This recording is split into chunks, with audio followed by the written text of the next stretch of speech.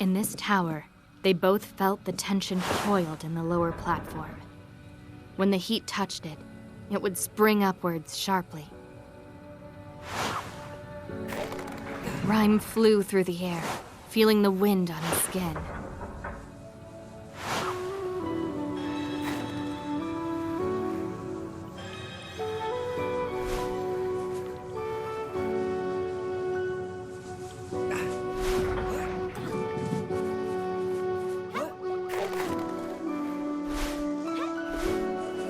What happened to the Sorcerer's Kingdom spoke of fire, then flood. In shaping the ore, they brought ruin in their act of creation.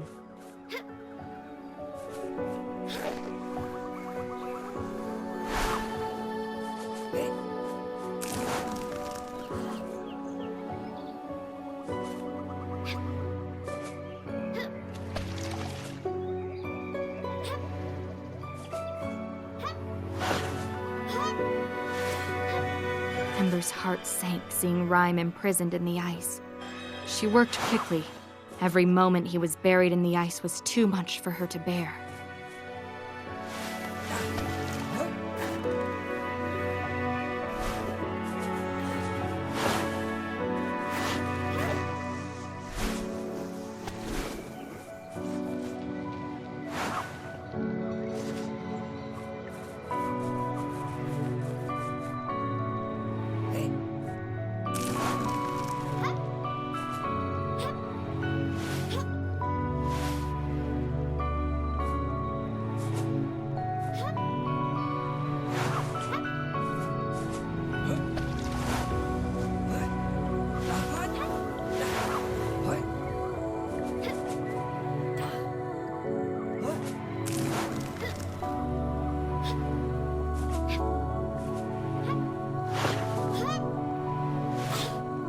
The scarves were all that was left of the absent king in this world. Whatever alliance with the sorcerers had existed, the ore had ended it.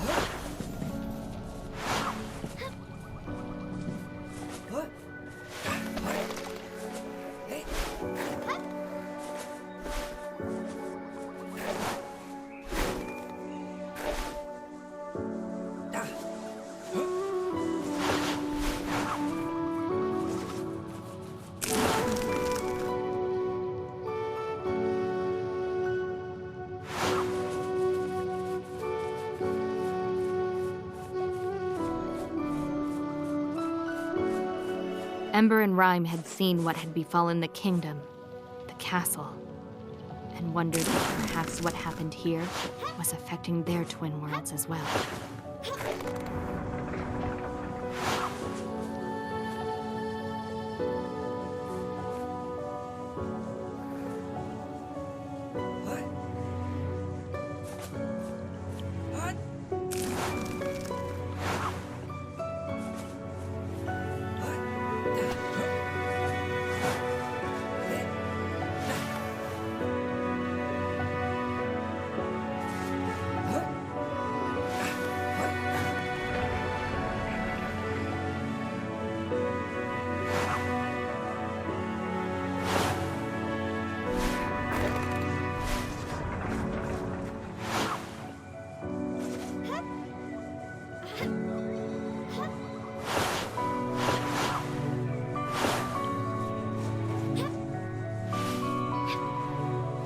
The collapsed towers of this world made them wonder if the idea of the other's world outshone the reality. If they were to find a way to be together, they would gain much and lose much as well.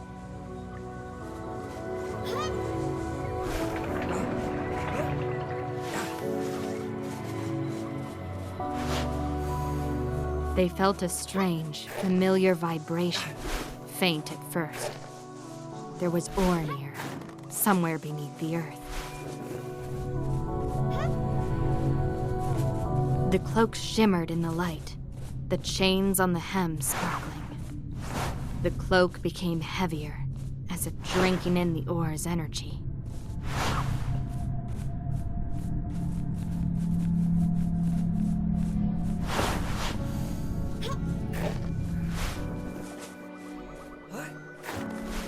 They came upon what seemed a great windmill, tilting platforms designed to turn in the wind, or the heat and cold.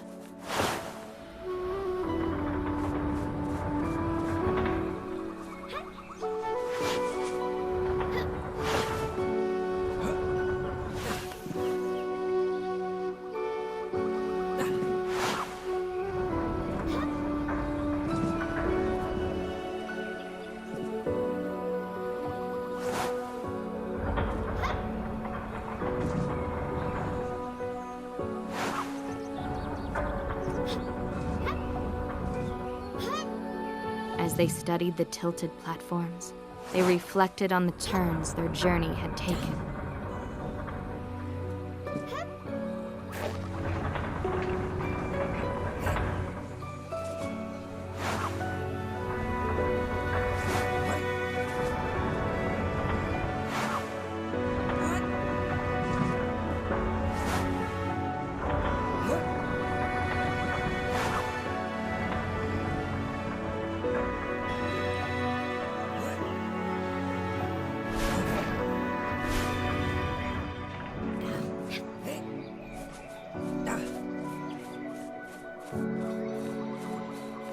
Hot springs boiled up from the depths of the marsh, creating fissures in the road above.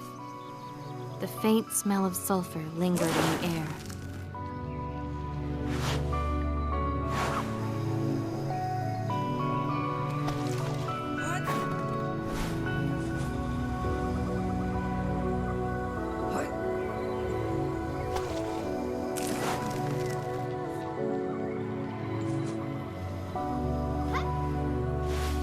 Ember was grateful she could still breathe in the cloak's embrace, as could Rhyme, even trapped in ice.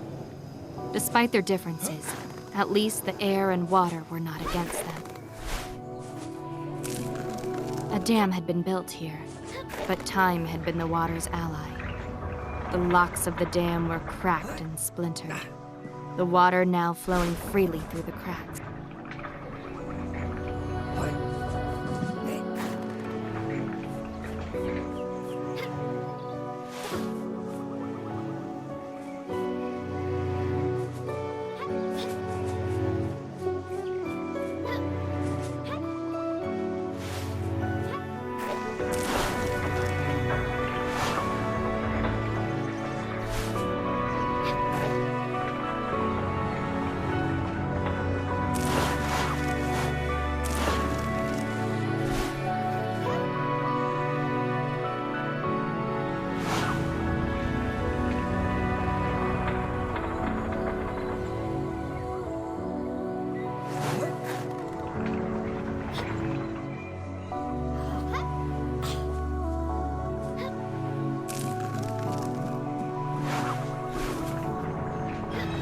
Marveled at the work these structures must have required, and wondered if that was why the kingdom of the sorcerers and the absent king had been neglected.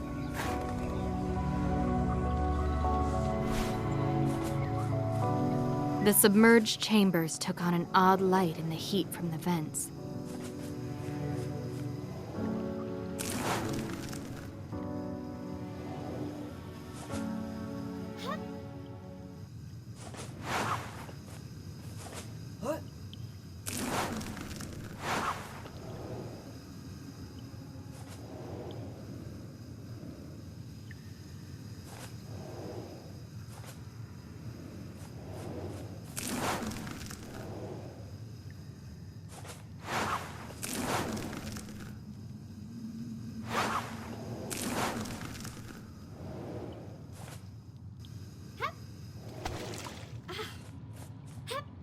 So much of this world lay beneath the water, yet the sorcerer's ambitions for the ore seemed to account for much of the ruin, not the marsh.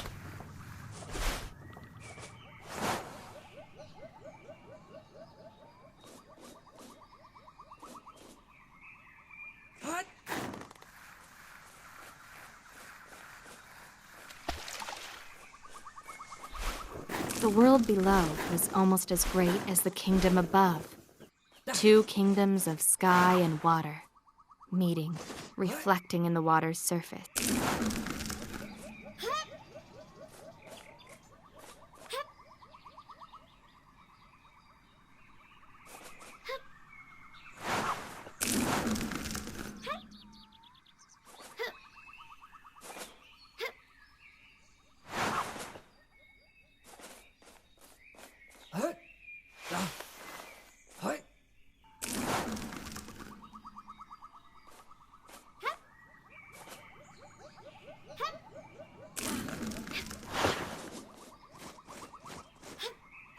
Ember noticed the black scarf cast no reflection on the ice's surface, and she shivered.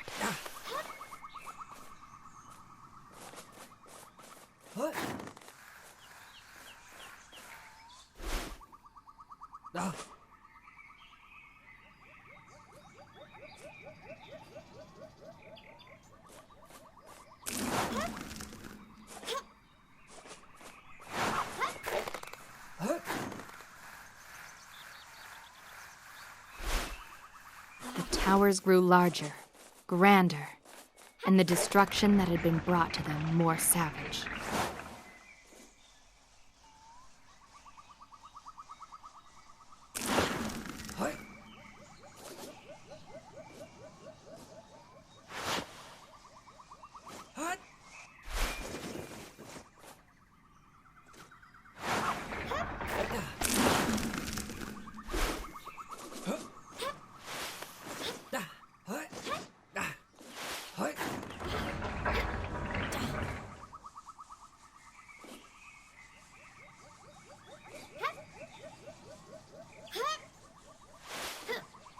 Ember was briefly grateful that Rime's ice preserved this world and its ruins against the elements, even if only for a short time.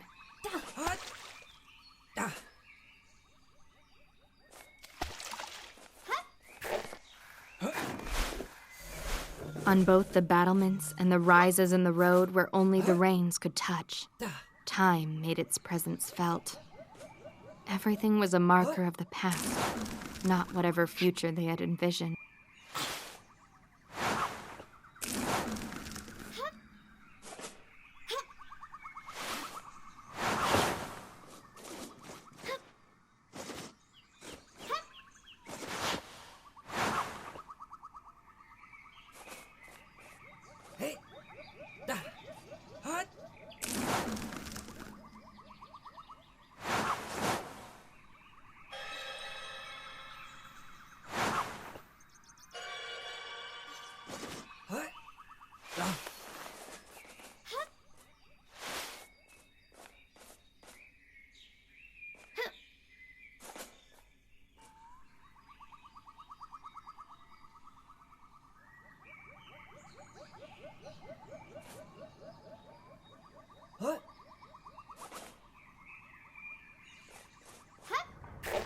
The sorcerer's experiments with the orb